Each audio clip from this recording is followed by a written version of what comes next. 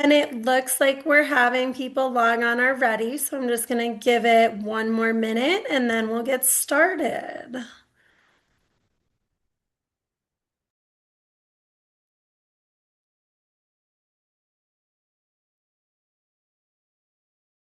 All right.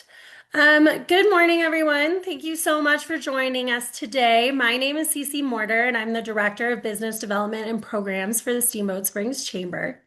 First, I want to thank our Business Education Series sponsors, Mountain Valley Bank, Northwest Data Services, UC Health, the Colorado Housing and Finance Authority, and Route County. Today, we're partnering with the Savings Collaborative, which is a free community program designed to help our local workforce build financial stability. Participants can work one-on-one with financial coaches, receive help significantly reducing their debt, qualify for free to very low interest emergency loans, and plus, thanks to a local group, Steamboat for All, you can earn $50 just for setting up automatic transfers in their savings app, and then another 100 when you reach 450 in savings. This is all through FDIC insured accounts with Alpine Bank and First Bank. The program is completely free, and we will send out a link so you can learn more and sign up in the follow-up email if it's of interest. Some housekeeping notes.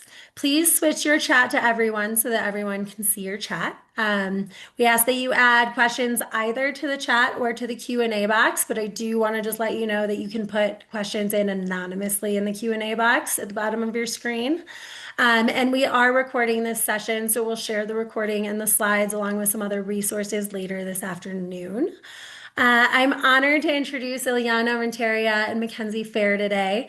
Ilyana is the head of partnerships at the Savings Collaborative, working to strengthen collaboration and expand access to free, high-quality financial support that improves economic stability for all Coloradans. And Mackenzie works to advance economic mobility for individuals and families historically marginalized, with experience in program design, implementation, and community engagement. So with that, I know we have a lot to cover. I'll let you guys take it away. Thank you so much, Cece, and thank you to everyone who is joining us today. This is our third workshop and last of the season, so we are very happy to have you here. Mackenzie, do you want to say a few words? Yeah, thanks. First of all, again, just to reiterate, spending your time with us this morning. We're really thrilled to have you all with us. I just want to start today with a little bit of framing that we can keep in mind as we move through, kind of talking through what it means to have lasting wealth and how we can get there. And so, we want to ensure that this workshop is applicable to all of you, no matter what position you're in, whether you're an employer, an employee, a frontline worker, or even if you already have strong financial practices in play. So for those of you who are employers or business owners, we're really hopeful that this workshop can kind of highlight the ways in which providing this type of pathway for your employees can really help to create, more financial resilience, stability, and longer term wealth building practices. We really know that, individuals who save with us and outside of us are able to move closer to that financial stability kind of status, have financial resilience, and start to engage in wealth building practices. And we do know that these outcomes really can help to decrease, employee turnover, to mitigate stress, income volatility, and burnout, and overall really improve the morale of your employee base and hopefully your retention. So even though this presentation and these workshops might seem more foundational in building best practices around saving, we still think it's really applicable because we'd love for you all to understand the resources that are available to the individuals you work with. So again, just thank you. I'm excited for Ilyana to take it away and get to learn from her expertise. Thank you, Mackenzie. I think that's a great introduction to what the Savings Collaborative does in the community. This workshop is Savings Unlocked, and we're going to talk about small steps that you, yourself, or your employees, or people around you can take to build lasting wealth. And with that, Let me go to who we are. We are the Savings Collaborative, and our mission is to build financial resilience and generational wealth. And our motto is little by little. We help families and individuals to achieve their goals little by little. We take them through a lot of our resources. We have built a system that really works to build that foundation towards generational wealth and financial resilience. And as Cici already mentioned, we have a mobile multilingual app that you can download. We have our emergency loans, we have financial coaching, we have the debt management plan, and we also have educational tools. So this is just a way to wrap around our clients and to really help them build that foundation. Today, we're going to cover quite a few subjects. So we're going to move a little bit fast, but please feel free to put in your questions in the chat. And Mackenzie, if you don't mind telling me if anyone has questions, I would really appreciate it. Thank you so much. So we're going to talk about savings tools, how you choose the right account for your money, what are emergency funds, and how you can start building those emergency funds. How do you build healthy money habits, when to start investing, and how inflation affects the growth of your money over time.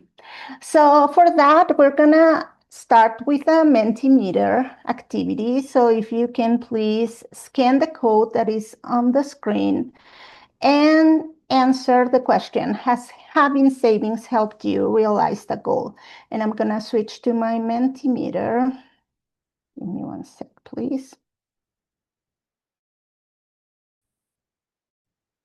Let me know if you see the activity on your phone. Do you see it, Mackenzie? Did you scan the code? Yeah, okay, perfect. So please start answering. Yeah, someone bought a house. Perfect. Someone else wants to share when has having savings helped you? Paid off the car. That's a big one as well. For me, I once changed the heater in my home that my husband tried to fix himself and then woke me in the middle of the night, like, hey, come help me. So we used our savings for that. Security for an emergency, yeah, that's a big, big one. Thank you so much for sharing.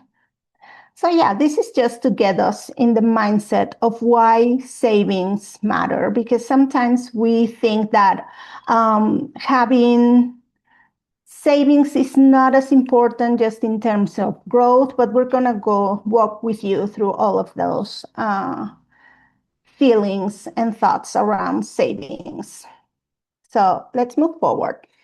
Let's begin by saying that not all savings are created equal. Do you see my presentation now? Perfect.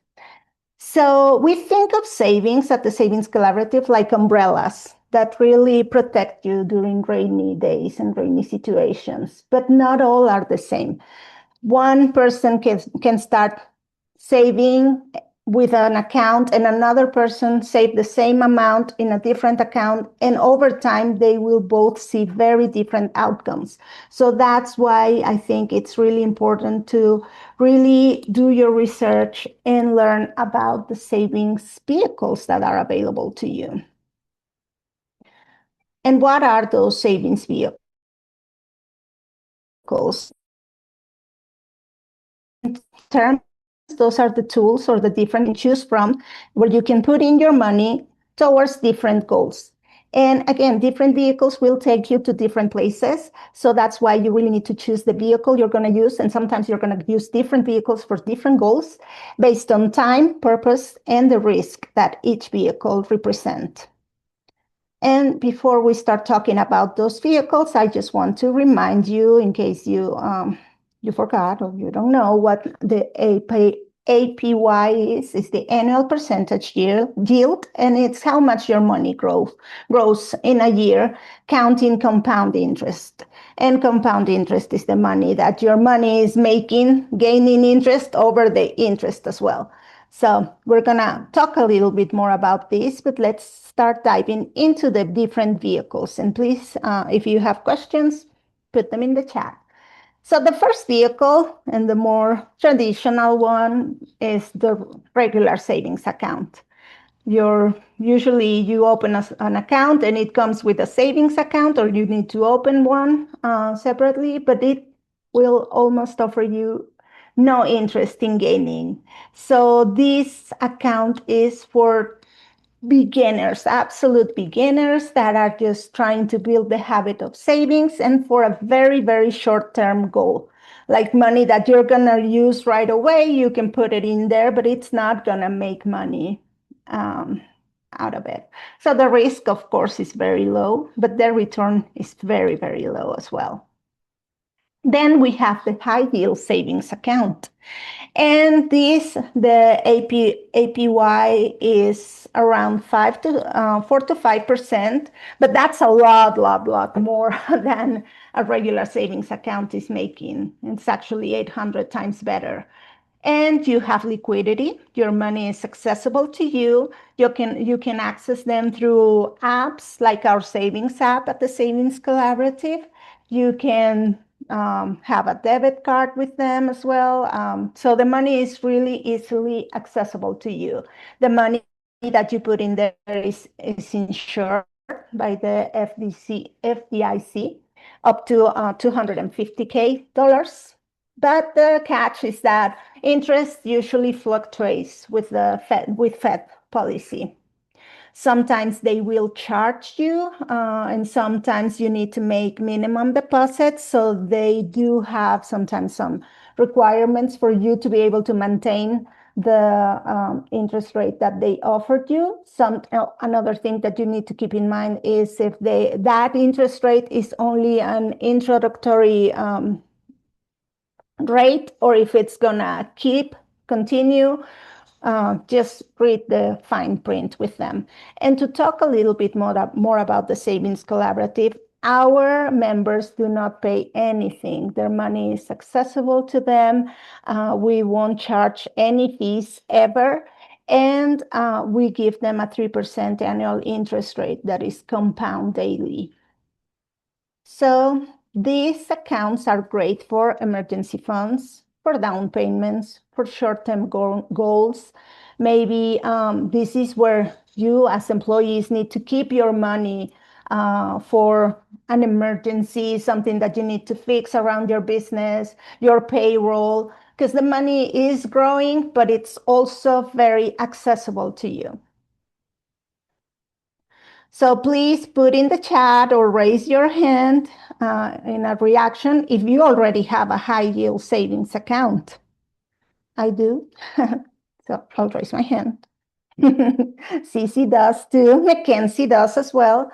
So yeah, this is a very, very important thing to have just for emergencies, to have it very easily accessible to you. Then we'll talk a little bit about the certificates of deposit. This is when you lock your money for a period of time. So you know that this money you won't need for 1 year, 2 years, 3 years, 5 years. But the longer you keep your money in there, the better interest you're gonna get. So this isn't for emergencies, because if you take out the money, you're gonna get penalized, and you can lose 3 to 6 months of interest.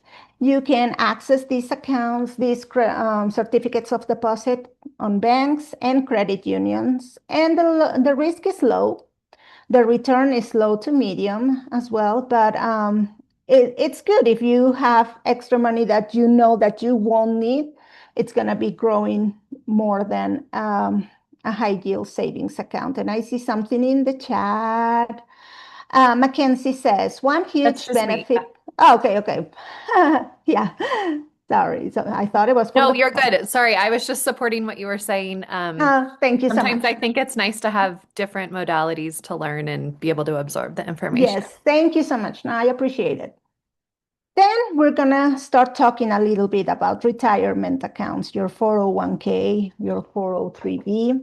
So with these accounts, if available to you, you contribute for each paycheck that you get before the taxes are charged. So that means that it will lower your taxes in the now, but you'll pay taxes when you take out the money once you retire. But if your employer is doing a match of a 50 or sometimes I see 100%, then that's a really great benefit that you really need to look into because it will make your money really grow. But one mistake that is commonly made is that people use these accounts as emergency accounts, and that will get you penalized. So if you withdraw your money before you are 59 and a half, it can actually cost you up to 30 or 40% of the money that you have, because you'll get a 10% penalty, and also the money will be taxed as regular income. So please consider this. This is, according to Vanguard, a mistake that a third of Americans make. So please keep in mind that these are for long-term investments. So one thing that we really need to reiterate here is that it's important that you have both an emergency fund for the short term and also retirement savings for the long term. So don't overlook the high yield savings accounts, because with compound interest around the 8 to 10 year mark, your money will really start to grow and you're going to see the benefit of having it. And for that, we're going to share the presentation with Cici, and she'll share it with you. We have a link here for a compound interest calculator that you can play around at another time and just see how much your money will grow with a 3 or 4 or 5% compound interest. Then we go into the IRAs. The Roth IRA is that you pay after the money has already been taxed. So that money is going to grow tax-free, and you don't pay any taxes once you withdraw the money upon retirement. So that's a really great tool that is something that we need to be teaching and talking about with our youth particularly. So if you have new employees, if you have young children or teenagers, I think it's a great thing to just start having those conversations around money, around how interests work, and how delaying gratification is important in this day and time. So, and even for ourselves, I think we're also absorbed in these days culture that sometimes we forget. But yeah, investing in yourself, in your future self, is important. So again, with just a contribution of $280,000, investing $7,000 a year when you start at 25, you'll see that money really grow into $3.5 million, and you'll pay zero taxes on the growth of that money. So yeah, please do have those conversations with yourself, with your spouse, with your children as well. So which one should you choose? The Roth IRA or the traditional IRA? So you can choose the traditional. If you are paying a lot in taxes right now and you want to lower that bill, this is a good option for you because it will lower your taxes right now.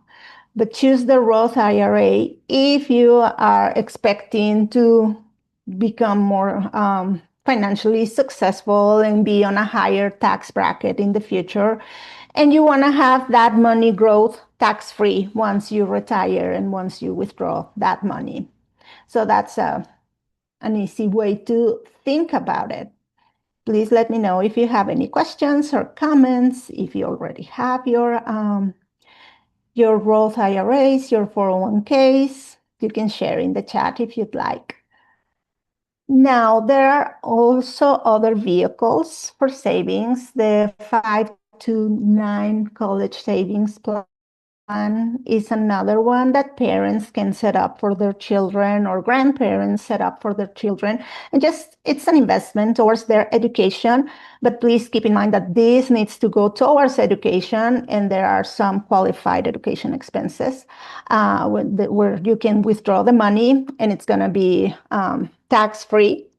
So the growth will be tax-free, but if you don't use it for the goal, then it will be penalized.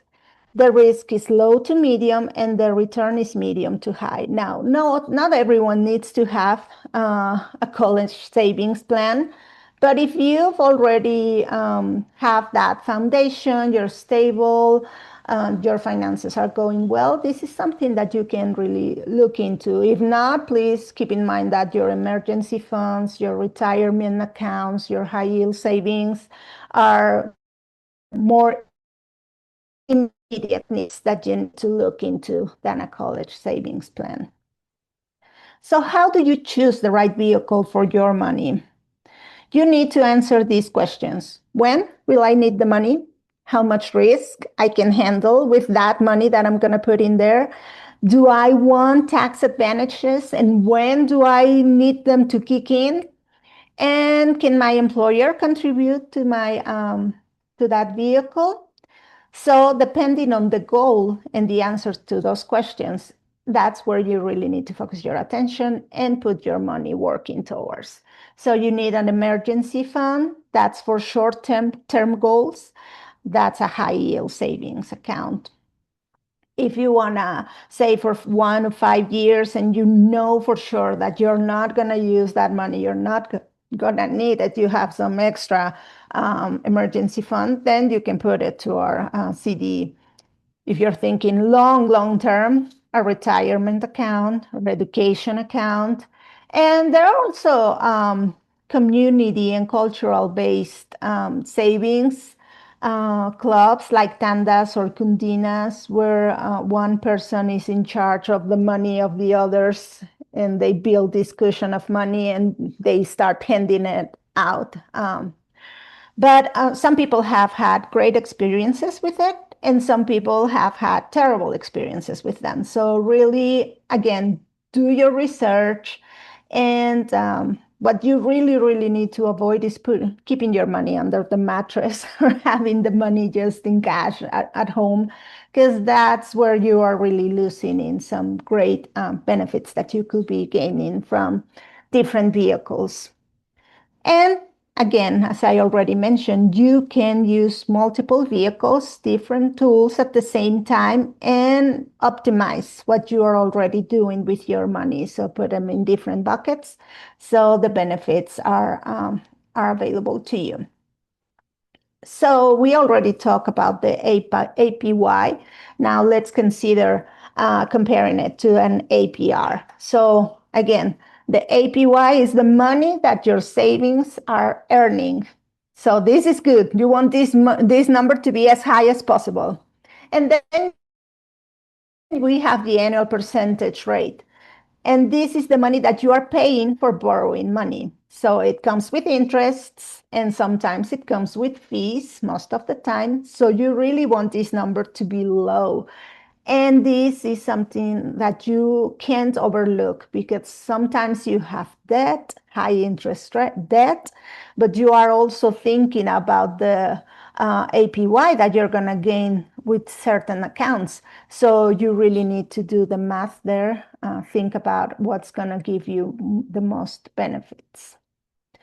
So now going back to Menti, please imagine that you have $1,000 from your tax refund, and you can either open a savings account with a 4% APY or pay off a credit card with a balance of $1,000, and that's on a 25% APR. And I'm going to go again to okay, so what do you do? What do you choose? Option A or option B? We have option B, 1 vote.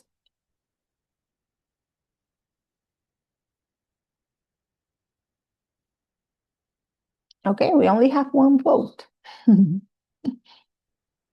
But it is the correct answer. Let's move forward with the presentation. Oh my God, am I presenting? Okay, can you see it now? Great, perfect.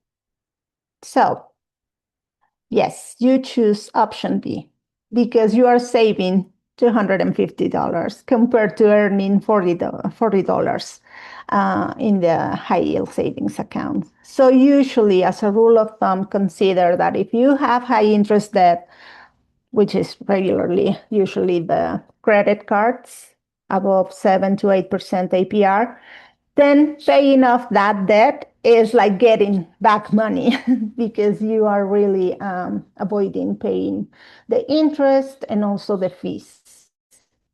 But you can do both. You can put $800 towards that debt and save the other $200 or $100 and $900. Just because if you don't have any savings, it's easy for you to fall back again into debt. So you can put in little money towards a savings, emergency savings fund, and still pay off that debt. So again, always research and compare because usually the savings accounts rates can change. So be informed, stay on top of your accounts, and try to learn what's going on with each of the buckets that you are putting your money into. There's something in the chat. Is it you, Mackenzie? Yeah, okay, perfect. So one thing that we sometimes overlook is because we are loyal people, we stay with one bank, we stay forever with the same account. But please don't be afraid to move your money. If another account is offering you a higher interest rate, then move your money there. It's fine to do that. Because you need to remember that banks and institutions are at the end of the day competing to get your money, your deposits. So take advantage of that. Now with technology and so many online accounts, you can find good interest rates. You just need to spend a couple hours doing your research and really figuring out what's best for you. So let's think about our emergency funds. Sometimes we hear these, but we don't know how much money that is. How do we do it? Are we putting in the correct amount? Are we taking the right approach? So this is a good approach. It's the TIRE Emergency Fund. So we have a startup fund that it's $500 or $1,000. And this is just for small emergencies. This will cover 60% of the small emergencies, like fire or something that is not big. And it should take you 3 to 6 months to build it. And for this, you use a high yield savings account. Then you build the foundation. Once that's covered, you start building the foundation, and that's going to be a whole month of expenses. This will cover bigger emergencies, like a major car repair, or I don't know, you lost your job temporarily. So you have that cushion of money, and it should take you around a year or half a year to build it. And again, use the high yield savings account. And then the fortress. That's where you have 3 to 6 months of your expenses saved on a high yield savings account again. And this should cover major life disruptions, like you lost your job for a couple of months, something big happened. So, but this should take you around a year and 3 years to build. So if you think about this, we just want to reiterate that it's not something that's going to happen for the next day. It will take you time, so you should give yourself grace. Take your time to start building that emergency fund and don't be overwhelmed. And always remember, something is better than nothing all the time. So sometimes we have good intentions, but we don't know how to stick to our plans. So automation really makes easier to stick to what we say we're going to do. And there are different strategies to make your deposits automatic into your savings account, the savings account of your choosing. So there are direct deposit splits where you, the employer, can help your employee make immediate transfers. The employee decides how much of that check should go into their checking account and how much should go into their savings account. And that way they won't even see the savings. It will go straight to that savings account. And that's a way to do it. Then another way is that you yourself set up, like make an automatic transfer to my savings account the day after I get paid. So that's another way to do it. There are apps online that help you round up every purchase that you make. So if a coffee was $5.50, it will round it up to $6, and you won't see the extra 50 cents, and your money will go to that savings account as well. And other savings app like our app at the Savings Collaborative allows you to set up recurrent deposits like weekly, bi-weekly, monthly, and you can open an account with just $5. So, and you then increase, so start small. Always, I think that's a good rule, that you start small and you start growing your saving as more money becomes about that habit of saving. So something to keep in mind is that the tier one, the $500 or $1,000 for your emergency funds, should be very, very, very accessible. So you should have a debit card or a way to get the money like right away, should you need it. And then tier two and tier three, you can put them where you don't have a debit card or something that is not as accessible. It is accessible, but you won't have access to it right away. That way, you are putting in some speed bumps towards your own spending. So right now, something that we can do, and it doesn't have to be that complicated, you can take your phone calculator and list your essential expenses. Just do a rough math around here and think about your rent or your mortgage, think about your utilities, your groceries. Not fun. Don't consider right now like eating out and trips and that. Transportation, your car payment, if you're paying insurance, if you're paying gas, how much you're paying in health, and on debt. And then once you do that, you're going to multiply by 3 and then by 6. And that way you'll get the numbers for those 3 tiers that we mentioned. So remember, the tier number 1 should be around $500 to $1,000. And then tier number 2 is your monthly essential expenses. And tier number 3 will be your 3-month fund or your 6-month fund.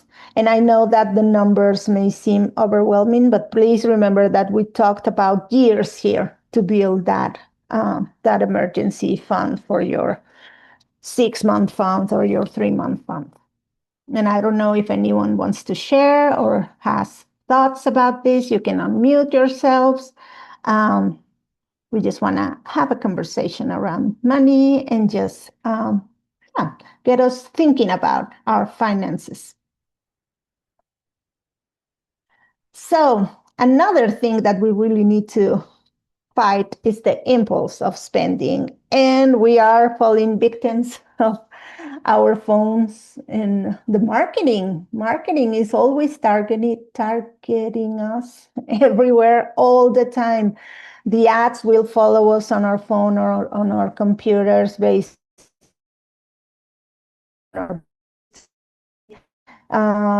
on whatever information they have collected on us. May target you as a business owner and offer you systems that will make everything easier.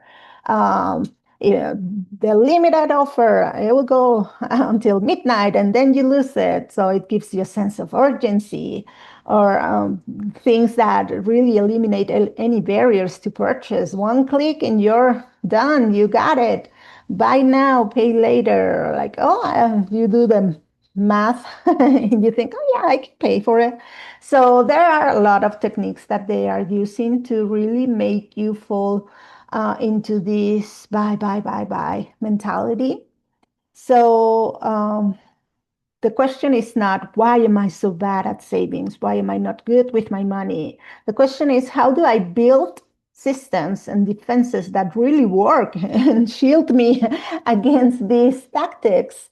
So that's why we are having these conversations, to really shift the mentality and see it with a different light. It's not that we are failing, it's just that we are really not building those systems around us, but there are ways to build them. So another thing that we really need to take into consideration, and it goes hand to hand with the marketing as well sometimes, but the budget leaks. This is money that is going out of our pockets without us even thinking about it or realizing that it's happening. Like, I don't know how many of you know for sure how many subscriptions you have right now. Like, for sure, for sure.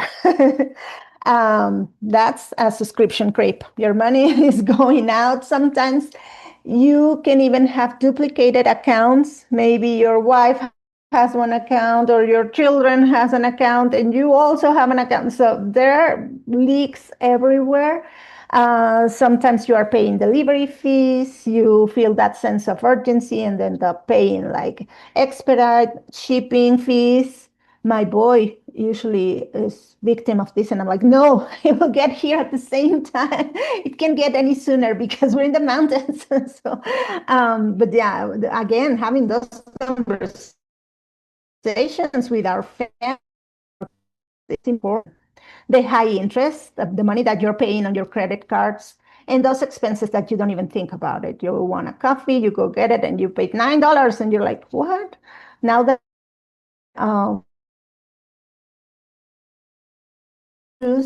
and they give you like 25%, 35%, or 40% tip.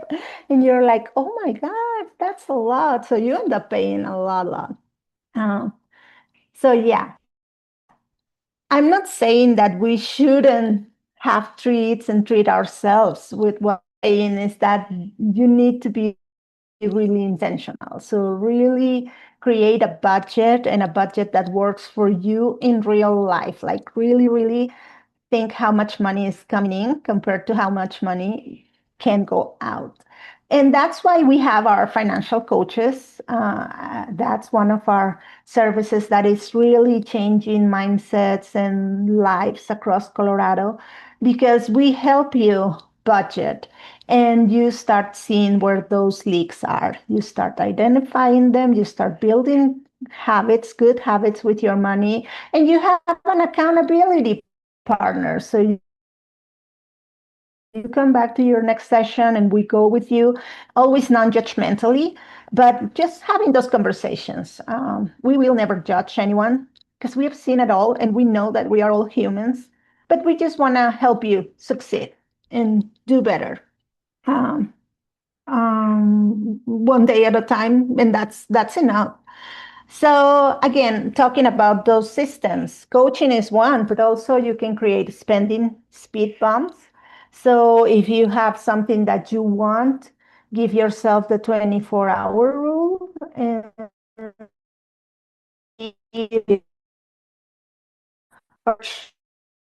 is has lessened the next day, you can delete your saved payment info. That's another thing that can help you, prevent you from purchasing. Delete Amazon, delete Target. I don't know which apps you have on your phone, but if you delete them, that also creates another speed bump. Do the math and see how much hours of work is with your credit card. How much is that thing really cost you, and how much hours of work will it really cost you? And again, unsubscribe and unfollow, because those ads are going to be really tailored to your likes, and it will make it seem like you really need it. And look, now there's an offer, and now they are going to want to hook you up, whatever way they can. So now, when should you transition from saving to investing? This is a conversation that we also have with our savers. Please keep in mind that the Savings Collaborative is not an investment platform. We we set up the foundation. We are the baseline for financial success, and you can transition or graduate from our programs. Yeah, so when should you start investing?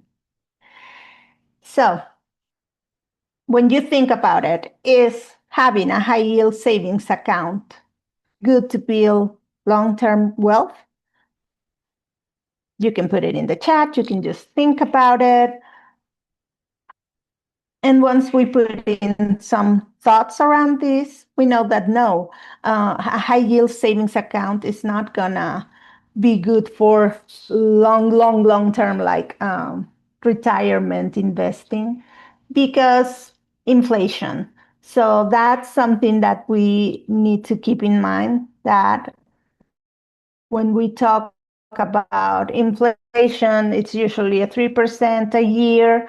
So if you don't put your money towards any savings vehicle, your money will start losing value over time. Each year, it depreciates a 3% interest rate. If you put it towards a high yield savings account, you get an average annual rate of 4.5%, 5%. So once you do the math, you realize that in reality, you're only gaining like 1.5% of that money. So your money, it is growing, but again, this is more short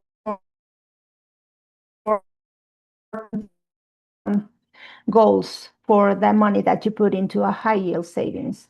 Whereas the stock market historically, despite its ups and downs, has gained around 10%. So you get, if you deduce the 3% on inflation, you get around 7%. So yeah, investing is smart. You need to do your research. Again, you need to know your goals. You need to understand what you're doing before you get into investing. So when should you transition from saving to investing? Once you have that emergency fund, once you've paid up your credit card debt, and once you know that you won't need the money for at least 5 years. Because if you take it out in less than 5 years, the market is volatile. So you might end up losing more than gaining. So don't do it if you don't have an emergency fund, because you'll be forced to get into debt or sell at a bad time. And when you're still paying credit card debt or high interest debt. And again, when you'll need the money before at least 5 years. So this is a simple guide to think about, should I start investing, or is it not a good time for me? And you can share this with your employees again. But once you start investing, do you want to do it yourself, or do you want to use robo-advisors? That also depends on how hands-on you want to be on investing. So if you're going to do it yourself, it's going to take you a longer time of research, and you're really going to need to stay on top of things and open a brokerage account, pick your own investments. So you're going to do a time investment also on this. So this is, if you want to learn and you feel comfortable with the decisions you're making, then you can do it yourself. But if you're a beginner, from that early stage, robo-advisors are maybe the best option for you. And as you learn, you can move to a do-it-yourself transition. So again, remember that investing is about risk tolerance.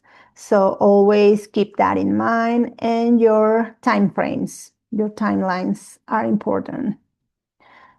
So going back to savings, how do we build accountability systems? Uh, we can be very motivated at the beginning of the year. We all join a gym, but we are bad at making those commitments stay. So systems persist. And that's why we really need to have someone or something that keeps us accountable with our intention and our goals. And that's why automation really works. Also, having an accountability partner, and it can be your spouse, a coworker, a friend, someone who's really on the same mindset as you and have similar goals that you can do regular check-ins with. You can use visual trackers. Financial coaching, again, is a great tool because we're not only going to focus on savings, but also debt and credit and budgeting and the debt management plan that we can help you consolidate debt. We have good vision and great systems to really wrap you and help you. So if you want to request a session, we'll share this at the end of the presentation. And also there are apps with built-in accountability and reminders and blogs and things that can help you stay on track. But it's always good to have something. So when you set a goal for yourself, it's always great to think about those setbacks.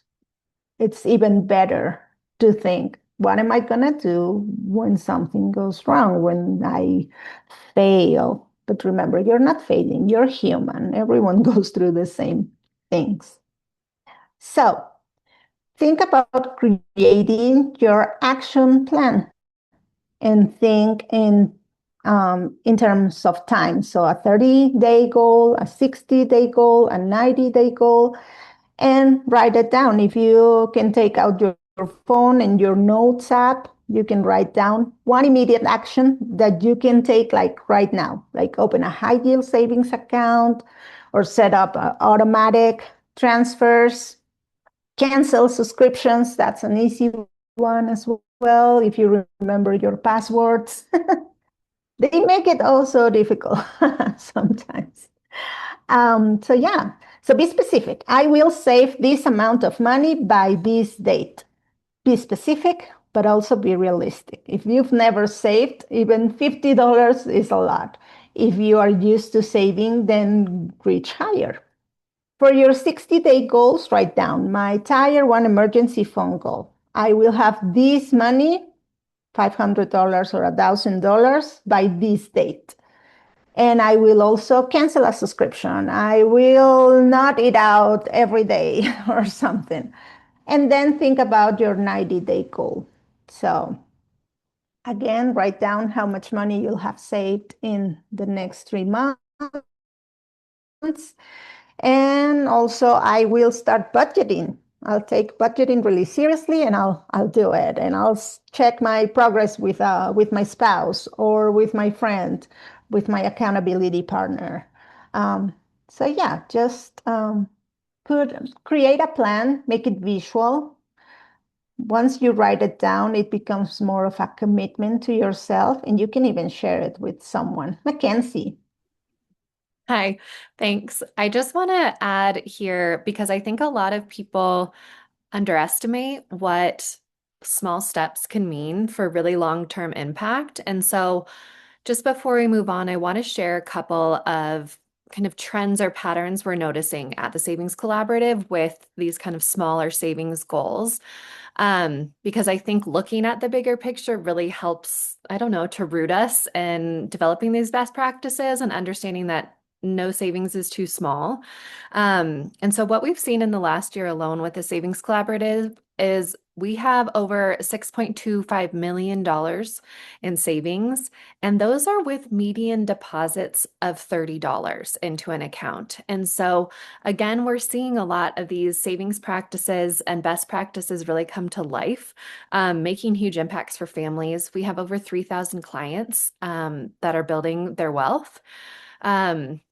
We had 2,100 families establish emergency savings accounts, and over 90% of clients who reach $1,000 in savings continue to save and achieve $2,500 or more. So really these patterns are very positive. And again, by making smaller deposits or deposits that you don't think might make a difference in the long term, they really do.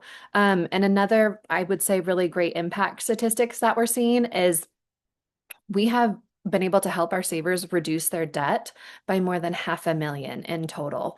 And so again, these little things, I just want to like really root it in these small habits can make a really large difference long term. And so that's why we keep kind of pushing, developing these little best habits, and hopefully connecting with us, because we really do see that this can make a massive difference in your savings and wealth building journey. So sorry to interrupt, but I just thought those were really helpful to kind of help give us a better idea of big picture impact, and what small steps can do long term. Thank you, Mackenzie. Yes, that's amazing. And remember, our motto is little by little. So we are here to really help you no matter where in your financial journey you are. We are here to help you better understand your finances and start building that path towards generational wealth and financial resilience. So with that, you can write this down. I commit myself right now, write it down, because later never arrives. So I commit myself to saving this amount of money by this date. And I will do this by saving $5 a week, $100 a week. I don't know how much you can save, but list a specific action. And I will stay accountable by talking to my spouse, by joining financial coaching, whatever accountability method works for you. And when obstacles arise, I will give myself grace. And what will you do to fight back the setback? I think this is something that it's a gift for yourself. And I know that it's hard because the holidays are coming, but that's another thing that we are helping our clients with, to really budget for those gifts, to be mindful with their money. So, and having those conversations also with their family. What a different holiday gift season can look like. I don't know. Let's just create a commitment to ourselves. And we have a free toolkit for everyone. So we have this guide called Saving and Investing. This is not from us, it's from investor.gov. They joined us to do a workshop for us, and we have this amazing guide. We also have the fund analyzer for someone who is already investing. You can check out the different funds. And also investor.gov is a great resource where you can check who is your investment professional, if this is a good, reliable person and source. So always think about red flags when investing organization, but we do see clients who fell victims of different scams, and we help them get back on their feet. So please check out for red flags. If it sounds too good to be true, it's usually too good to be true. If they give you this sense of urgency, like you need to deposit right now online, pay with Amazon cards. I don't know, they make it really seem legit. They are getting more sophisticated with AI also. So please do your research, trust reliable resources. And yeah, we're here if you need any guidance on red flags and whatnot. And going back to the Savings Collaborative, you can download our app. You can find it as the Savings Collaborative on Google Play and also on Apple Store. It's a really cool multilingual app. Again, no fees ever. You get 3% annual interest rate, compound interest rate. And yeah, so you can also request free financial coaching sessions using this QR code and visit savingscollaborative.org to learn more about us. So now let's make some room for questions. We have 6 minutes. Does anyone have any questions or comments? Hi, Cece. Hi. I thought that was wonderful. I literally just downloaded the app for my kids. So thank you guys. That was very valuable information. I'm going to let everybody put in questions. I know they come in a little later, but I will just kind of start closing out in the meantime. We do have one more free business education series session coming up on December 9th, and it's de-escalation in the workplace. That one will be in person at Library Hall from 9 to 10:30 for anybody that's interested. I'll be sending out this recording, the slides, and I'll pull out the resources, the link to the Savings Collaborative, all of those details in that email. So make sure to keep an eye out for the follow-up. And then we also have Ileana and Mackenzie joining us in person for the Winter Expo, which is on December 3rd. That is free. They're doing like really short, kind of simple one-on-one advising there. If you just kind of want to come see them, see what it's like, talk to them for a short period of time. So that'll be really wonderful. That is at the Steamboat Grand from 4 to 5:30 on December 3rd. So just keep that in mind or put it on your calendars. There's a lot of other fun booths. There's free stuff, free drinks, free food, and a great way to get to know our Savings Collaborative representatives in Steamboat and in person. So it looks like we don't have any questions coming in, but for those of you still on, if you want to email me any questions, I can make sure to help get them answered if they come after the fact. And again, otherwise, we'll send the link to the Savings Collaborative and you can chat with them directly if you feel more comfortable doing that as well.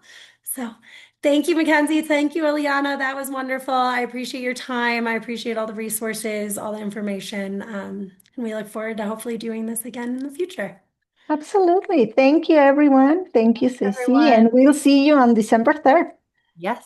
Have a great day, guys. You Bye, too. everyone. Bye. Bye.